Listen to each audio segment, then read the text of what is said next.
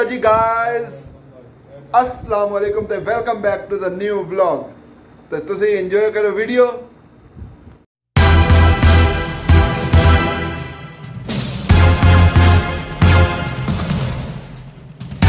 Hello जी guys, good morning तो नहीं कह सकते, गुड आफ्टरनून कहने हैं।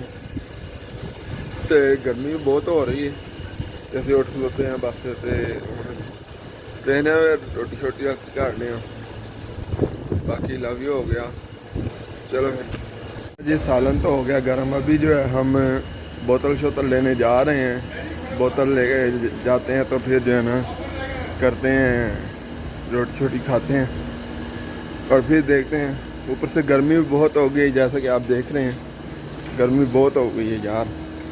कोई ठंडियाँ ठंडियाँ चुस्सा मारा करो यार, कोई ठंड होए। हम लोग जी गाय रोटी शोटी का इंतज़ाम कर लिया। देख सकते हो चावल ने नाल बोतल आती सी, ठीक है।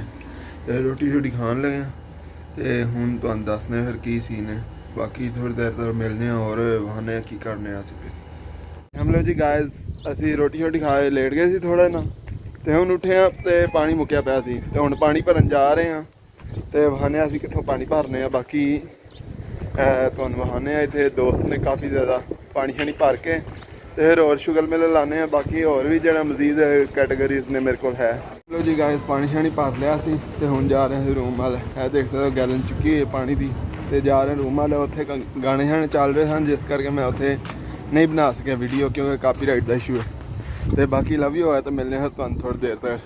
तो हम लोग जी गाइस, हम पानी भर के आ चुके हैं रूम में। और आज हमने जो है ना एक अलग ही तरीके की ड्रिंक जो है तैयार की है। हमने नए अनोखे तरीके की, इसमें कोल्ड ड्रिंक भी, रूह अफ़ज़ा भी और पानी भी थोड़ा मिक्स किया मैंने।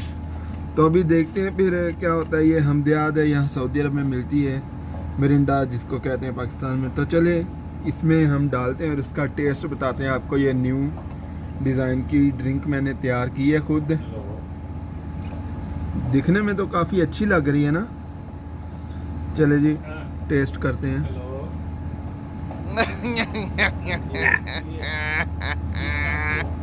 उप्स, चेक करते हैं मज़ीद। नहीं यार, एक्चुअली मज़ेदार, मज़ेदार ये काफ़ी मज़ेदार है यार। अच्छी ड्रिंक बन गई है। हम इसको मज़ीद पीते हैं, ख़त्म करते हैं अपनी ड्रिंक।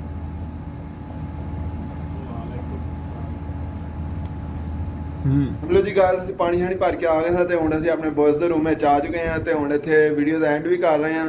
तो उस तो पहले एंड तो पहले तुहानूं एक छोटा सा क्लिप विखा रहे हैं। ऐसा क्लिप चेक करो तो फिर तुसीं ना कमेंट अपने करने ने।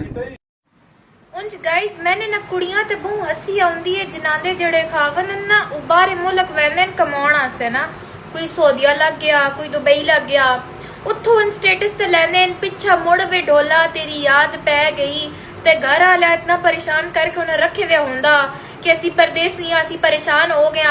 ते मेरी एक गल कान खोल के सुन गे नो, जितने गुलचर हैं उड़ाने न बाहर मुल्क बैक है, इस बड़ी सोच है, सही है ना। इन्होंने इतना हल्का ना समझो, इन्होंने इतना शरीफ ना समझो। उन स्वा शो करे सन स्टेटस ते वही सी बहु दुखी बहु परेशान आ, रोजाना बाहर वैसन घुमसन फिरसन याशी मरे सन। वो तुसी आप समझदार हो फिर, सही है ना। गाइस तुसी क्लिप चेक कर लिया, देख सकते हो इन्हें की आख्या है। ਇਹਦੇ ਉੱਤੇ ਤੁਸੀਂ ਹੁਣ ਆਪ ਕਮੈਂਟ ਕਰਨੇ ਨੇ, ਅਸੀਂ ਕੋਈ ਨਹੀਂ ਕਹਿਣਾ ਹੈ। ਜਿੰਨੇ ਵੀ ਪਰਦੇਸੀ ਨੇ ਸਾਰੇ ਵੇਖਦੇ ਨੇ ਪਏ, ਠੀਕ ਹੈ। ਤੇ ਇਹਦੇ ਉੱਤੇ ਤੁਸੀਂ ਆਪ ਕਮੈਂਟ ਕਰਨਗੇ ਕਿ ਗੁਲਛਰੇ ਉਡਾ ਰਹੇ ਆ, ਠੀਕ ਹੈ। ਬਾਕੀ ਲਵ ਯੂ ਹੋ ਗਿਆ। ਤੇ ਚੈਨਲ ਨੂੰ ਲਾਈਕ ਸਬਸਕ੍ਰਾਈਬ ਕਰ ਦਿਓ। ਤੇ ਅੱਜ ਦਾ ਵਲੌਗ ਅਸੀਂ ਇੱਥੇ ਹੀ ਐਂਡ ਕਰ ਰਹੇ ਹਾਂ। ਬਾਕੀ ਅਸੀਂ ਮਿਲਦੇ ਹਾਂ ਫਿਰ ਅਗਲੀ ਵੀਡੀਓ 'ਚ। ਅੱਲਾ ਹਾਫਿਜ਼।